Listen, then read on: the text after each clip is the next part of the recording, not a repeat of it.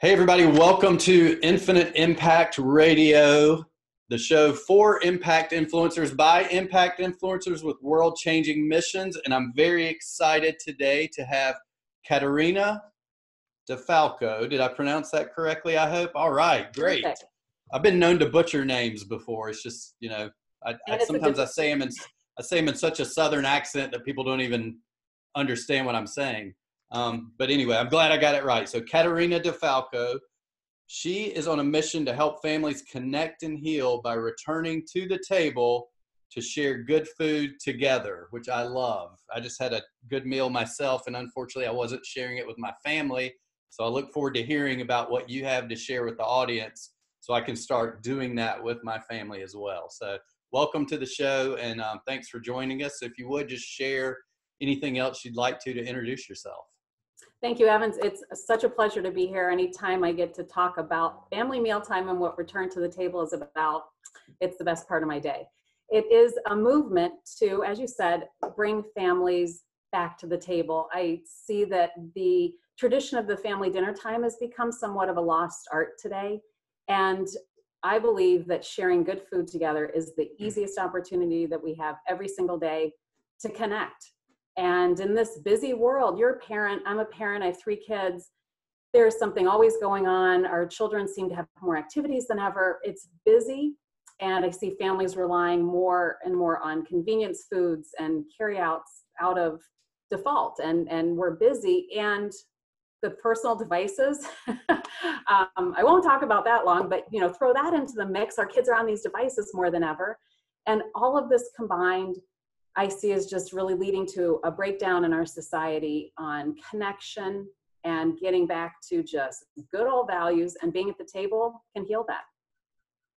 Yeah, I agree 100%. I don't know how families do it. I mean, I have one daughter, and we have a hard enough time with just the 3 of us with everything going on between work, school stuff, and, everything else that she has outside of school. It's like, oh my gosh, how do people actually find time to get to the table and eat? So I think it's a great mission. It is. And imagine what happens when you're outnumbered 3-2 or 3-1, or how the ratio of children outnumbers the ratio of adults and parents, and it gets even trickier. And so in Return to the Table, I've been through this for 16 years. I started out with a mission of wanting to do something with food in France, which is my passion and my background, strong connection to France, for 30 years, but for 16 years I've been raising kids, and I've seen how much families struggle, and people ask me for tips, how do you do this? And that's my superpower, is getting food on the table. We all have something that we're fabulous at, and I realized I actually have a system.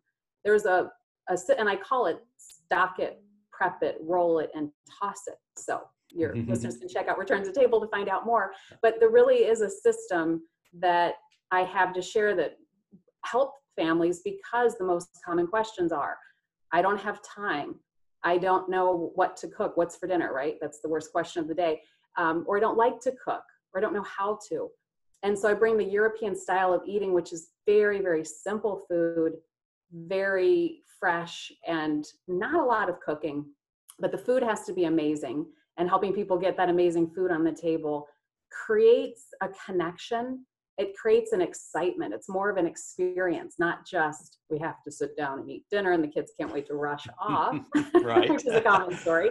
And so using this food, it's one of the most powerful tools that parents have. It's your best advocate to finding time, quality time every single day, which we all want more of. And parents complain, it's too busy. I want to spend just some quiet quality time. So we use food to do that, meet at the table, create an experience that makes everybody excited to be there. Kids do want to eat. They don't want to rush off. And then I always say the magic happens after 20 minutes. You want to stay there at least 20 minutes, 30 to 45 is ideal, because when we are satiated from eating really good food and then we start to relax, the conversation goes to a deeper level. And think about if you're in a holiday or a special event, those long lingering meals at a table, you can create that experience every day. And you can even tackle homework while you're sitting there. There's the logistics of life, but you can get into making it a real educational and learning moment for your children. So Return to the Table talks about how to get there and overcoming the obstacles that are in your way, getting that food on the table, and the art of conversation, I like to call it, is the third component, which is the reason that we're doing this, so that we can connect on a deeper level and do it all the time.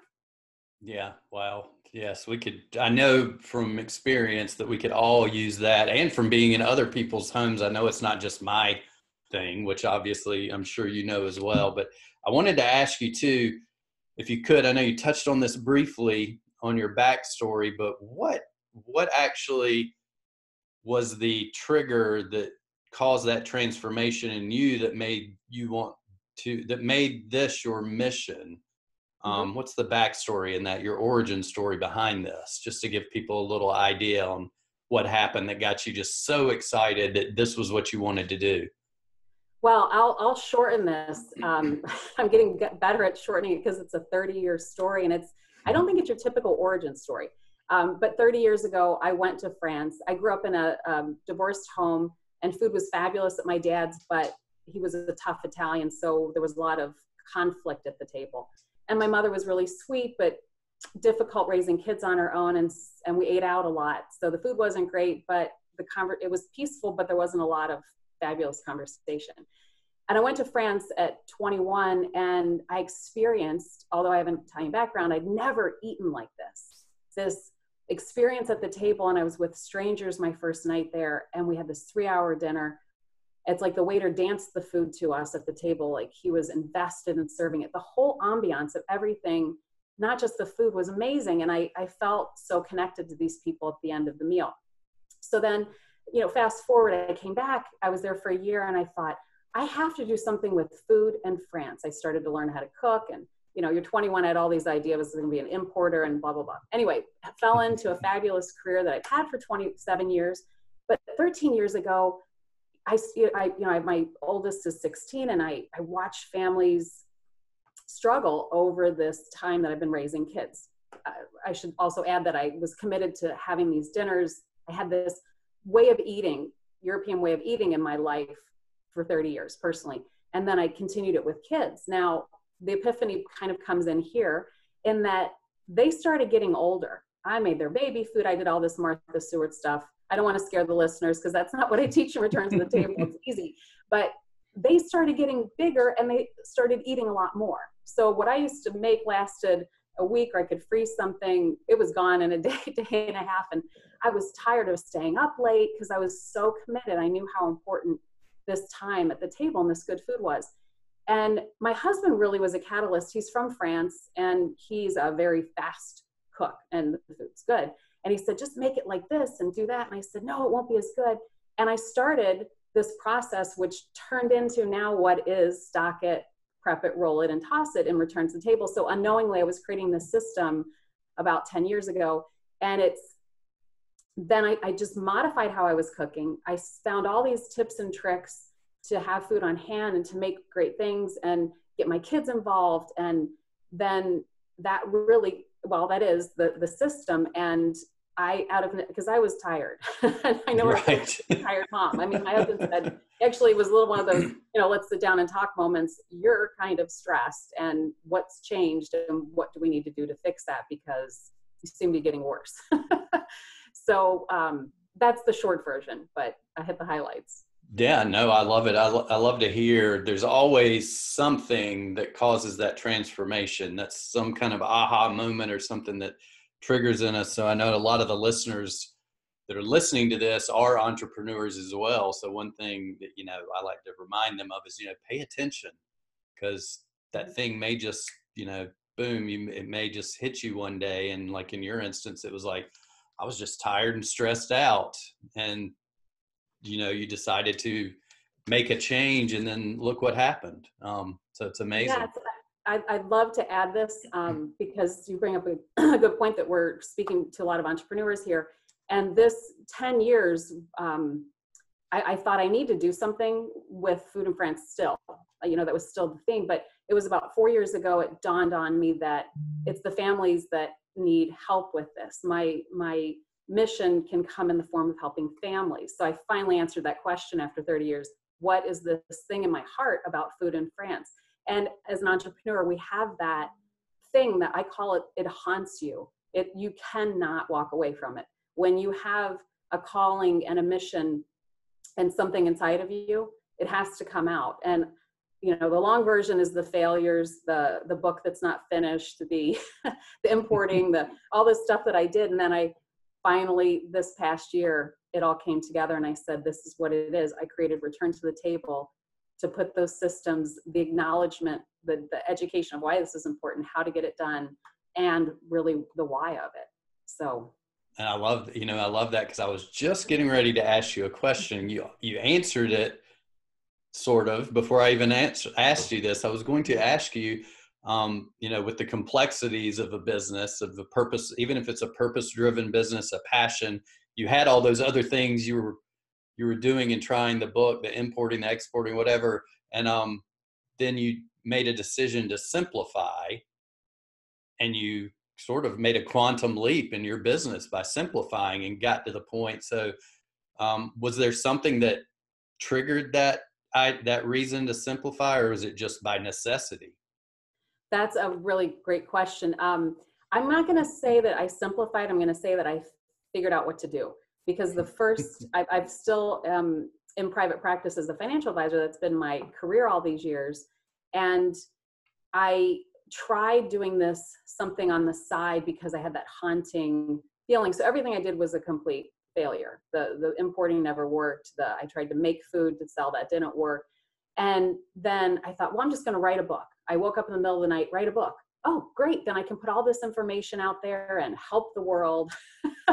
And then I realized that's not how it goes. You don't write a book when you're nobody and you haven't said anything to anybody except your friends, and they're not all going to pick it up and understand and get it. You have to start talking. And I, at the age of 50 last March, opened my first social media account and did a Facebook Live. And this has been a whole upside down world. I learned I have to share the message. And that is when it became a business, and it just is, becoming a business, because it's I figured out how I could answer that question that was in my heart, that haunting, there's something I need to do. And then I realized, all this time, I couldn't have figured it out before because I hadn't raised my kids yet. I hadn't been through that process yet to share how you can do this. I didn't have the experience. I have 30 years at the table, 30 years in the kitchen, doing it different ways, different styles of cooking, 16 years feeding little ones who are big now, and then 27 years of coaching and helping people through obstacles and planning. And so put all that together, and now Return to the Table has really been born. And that's how it came. Yeah, I love that. It was finally figure out what I was supposed to do. Right. And it's something that, but what I really like about it is that you've been through it. The system you've created is something that you've done, and you've tweaked it. You've gotten success from it yourself. So, I think a lot of entrepreneurs worry because they're like, oh, I want to try this course, or I want to check this out. And a lot of these things are being taught to us by people who haven't ever actually lived it or gone through the pain, the failures, the mistakes, and the journey. So, and I really, I think that I love that you just said, you just started your first social media account, which is, it's great. That's how you shine, to everybody out there, to attract them and then bring them into your world. So, and it's also how you brought it to life. Like, hey, I'm actually doing this now. I'm on this thing talking and telling people about it. So I got to deliver. So did that put any pressure on you once you started putting yourself out there for the first time? Okay, that question, that's a humdinger of a question. Pressure I still feel. The only thing I'm going to say to that is the only thing that enabled me to do this is the love and the passion in my heart, because I am a very private person. I never had social media for my friends. I'm old fashioned. Like, if you want to see me, come over and eat dinner. Actually, that's what I always say. Somebody's always here for dinner. And this putting myself out there, figuring out how to post pictures, Facebook Lives. I like to drink wine at night with my dinner. I thought, boy, I could have a glass of wine every time I do a Facebook Live. I better be careful. I mean, I don't, but that's just to the ends. That's maybe a bad joke, but it rattled me tremendously. Now it's becoming natural. It's becoming normal, but it has been, it took I had to dig to the deepest parts of my being to have the nerve to do that, simply put. And what propelled me was my complete conviction that the world needs me to say this.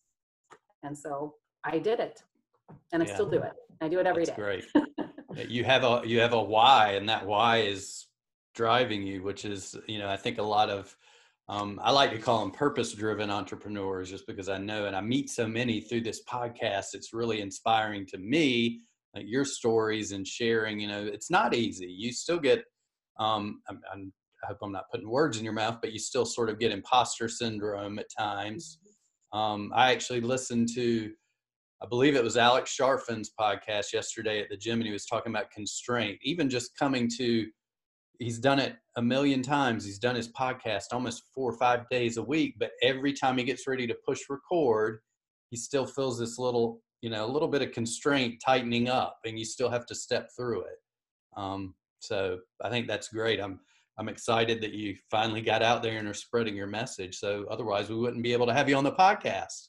So exactly. This is great. And you just get these messages from, I've been doing little video answers to people that send me questions like, I can't figure this out, or my kids don't sit in their chair, or something, whatever it is. And when you see the transformation and you get the feedback that they did, they implemented things, and it's changing their family. They're happier. I've had people tell me that their marriages are better because all the things I talk about, you get your husband to do to help you with dinner.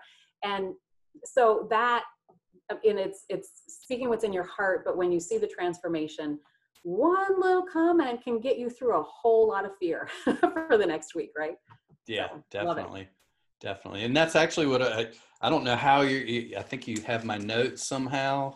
But the next question I was going to ask you was about transforming lives. And I wondered if you had maybe a couple of really inspiring stories, or something that somebody shared with you that did help you get through that next moment where you weren't feeling like doing a live, but then you're like, wait a minute, I just had this great comment. I've got to do it. So if you would just share maybe a couple of cool stories or inspirational things that have happened from your customers, or, people that are following you.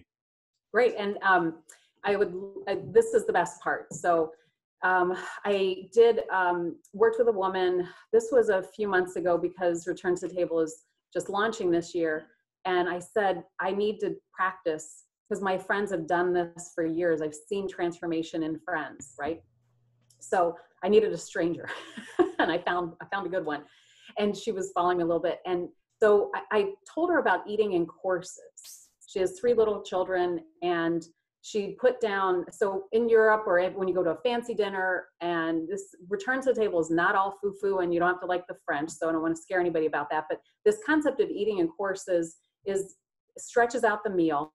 It makes it more interesting. It adds variety. It helps with picky eaters. And it actually helps you eat better. You can digest better. It helps your weight management and relieve stress. So visit Return to the Table to find out more. But I said, eat in courses. And she said, okay. So she put out a little appetizer. We call it aperitif in France. Some, what are they? Some olives and a little cheese and cracker for her husband. He said, what's this? And she said, well, that's our aperitif tonight. And she's from the South, so she's an adorable accent. He said, what's this? And he said, what does it mean? And she said, well, just eat it while I cook dinner, and we're going to talk. And he said, okay. So they did. And then they sat down to eat, and she served, I don't remember what, but a first course, like a little salad or cup of soup, and then something second. So that's the idea here. She said, we ate half as much as we normally do. We felt so good at the end. She had a snacking problem at night. She said, I just realized I haven't snacked in the first week after doing this. Now, I don't even think about it. My theory is you're emotionally satisfied, extremely physically satisfied, but when you eat a good meal, you're not looking for something else. Get into more of that later. So they go to the grocery store. This is her short version. But she went to the grocery store a couple weeks later, And her husband went with her. Normally he just stands there. I guess he's the grocery bag carrier at the end, but he took off. And she said, where are you going? He said, well, I'm going to go look for some more things for our little aperitifs. And he was shopping for new food. And she said, it's such a tradition. He's kind of hanging out in the kitchen with me. He's lending a hand now. I mean, she's got a little baby running around. So they're talking more. They've eaten less. They've extended the time at the table. Their kids are responding to it because there's this softness and movement and rhythm in their mealtime. She had a lot more to say, but that's one.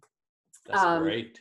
My second favorite one, I think, friend of mine has husband, they got a dog. She loved the dog, or he wanted a dog. She didn't want the dog. And she just said, I had a breakdown today. I have to walk this dog. My husband just likes to relax when he gets home from work. So he's resting on the couch for a little bit, watching just a little bit of TV because he worked all day. I understand. But, you know, I have this dog, I have all this stuff. And she just lost it. And she didn't cook one night. And she's always been a big cook. And he said, what's going on? And she said, you know, do you want me to cook or you want me to walk the dog? And and she had told me this. I said, go home. When he gets home tonight, I might be telling the story a little bit out of junction, but you guys will get it. I said, pour him a glass of wine, or if you don't drink wine, make a pot of nice tea and ask him to cut the salad or just cut some potatoes and talk about his day and get this connection started in the kitchen. He's giving you a little bit of a hand without you hounding on him, saying, I need you to do this. I'm overwhelmed. I can't handle it anymore. That never helps anybody's marriage. And inviting, I mean, who doesn't want to have a glass of wine and some olives or whatever you like to eat? And you want to talk to your spouse, I hope. If not, then I don't know. We need to get help before we turn to the table. But, you know, that she said just doing that one day was amazing. And now they have this new rhythm. And she said, you have helped my marriage. So that's I have many, many more, but those are the two that come to mind first. Those are great because, I mean, if you think about it, and especially the first story you told, I mean, it's everything from it affected them mentally in a positive manner. Physically, they were eating less. They're getting healthier physically and spiritually in that connection in their relationship. So that's great.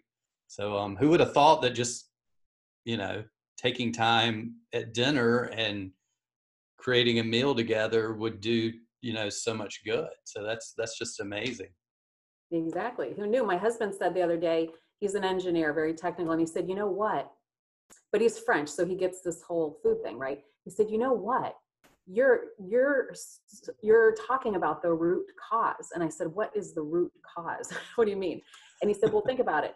You know, you can reconnect people that are disconnected, disjointed relationships. You can strengthen already good ones to a deeper level.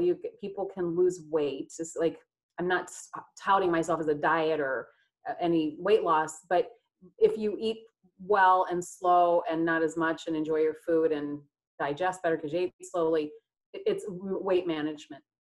You can reduce your stress. I mean, for me, that's my happy place, sitting down at the table. Mm-hmm. My shoulders literally just go, like, this is a good thing to be here.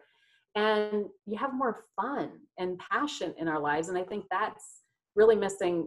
Everything's electronic and rushing around, a lot of it. So it solves relationship and health and connection and these bonds to our children, which really, I like to say, creates the greatest family legacy that we can, more valuable than any wealth, which is what I've always dealt with in my life. And I see just simply returning to the table creates a legacy.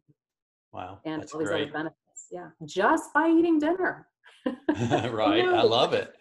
Well, before we get going, I want to share, I know you've got something big and exciting coming up that by the time this is published, it will have already happened, but I wanted you just to share it anyway, because congratulations, it's going to be a new venture in your adventure and going to help a lot of people. So if you would just real quickly share a little bit about what you have coming up here in the next, I think you said it was like this week. Yeah, it's right? Next Wednesday. Yes, thank you for letting me share. We're having our first live event in Birmingham, Michigan. And my part of Return to the Table is to create events because I'm teaching returning to the table. So what better way to do it than to be at the table and really feel that. And I have a dream of taking everybody to France one day. Not everybody, but I guess, everybody that can come. I would Right. love to take people to France. But so we have our first event next Wednesday. I'm keeping them to a very intimate gathering of small group of women where we are going to have a little champagne. So there's going to be some fun, but we're going to talk about every step of return to the table so I can give them everything they need to go home and start creating new family culture and family legacy at their home. And it's going to be fabulous. I'm so excited about it. Well, everybody's going to have to pay attention to your Facebook Lives then so they can Yes. find out how it went, because I'm sure it's going to go great. But I mean, there's nothing, I mean, we live in this online world as entrepreneurs, and a lot of times we do that to leverage ourselves. But I really think there's nothing better than being able to interact in person with the people, with our tribe, with the people that we want to help and transform their lives. So good luck with that. I know it's going to go great. I'm looking forward to hearing about it. And then also, you have something coming up that will be available for people who are listening to the podcast or watching it on YouTube. It's coming up in a couple of weeks from now, 2 or 3 weeks, I think you said. So if you would just sort of dive into that and tell people how they can get access to it. Yes, so that is a surprise. Nobody knows about it yet, and I will be announcing it on November 7th. So the link, I think you're going to put in here. I'll put it in the show notes for everybody. Yep. So that is another way for us to gather at the table for people that are not in Birmingham, Michigan. I still want to meet you at the table. And I've created something very special so that we can get through the holidays. My goal is to help people enjoy the holidays. Unfortunately, we say get through them sometimes, don't we? Get through the holidays. Yeah, So it can feel like that, definitely. Yeah, it can feel like that. So I'm going to be inviting everybody to return to the holiday table with me.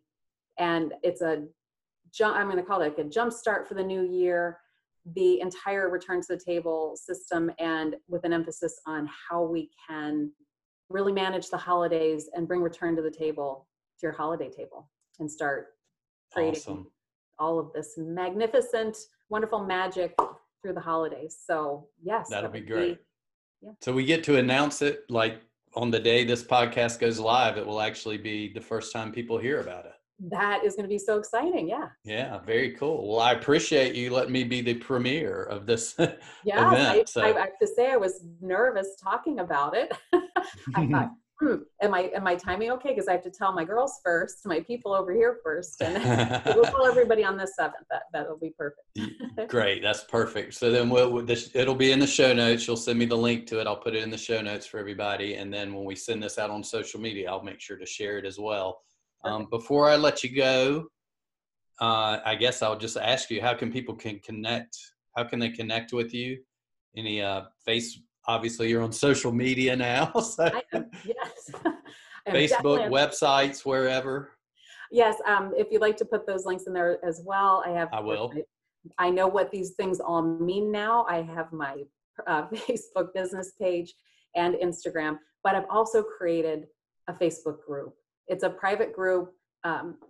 Everyone's welcome to come in, but I keep it private so that those that are really interested in being there with the same goal, the same why, the same mission, we have a safe place to talk. And that's where I can share and do Facebook Lives, which I can't believe that I am doing them now, but I absolutely love them. I get this little, well, you know the feeling when you're helping and you're sharing, you're contributing, it just feels so good. So everything happens in the Facebook group, and that's all free. It's my gift to the world. And I want people to come in, to join, to ask questions, to share their successes, and to let me know what they want me to speak about, what it can help with, so that we can keep the movement of return to the table going and getting stronger.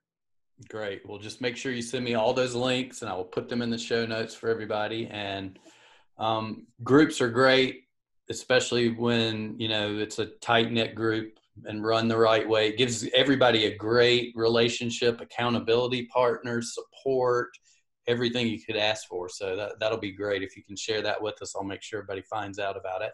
Okay. And anything else you want to share? And otherwise, we will jump right off, and I'm going to have to go and start talking to my wife and daughter about how we're going to start changing our meals from now on.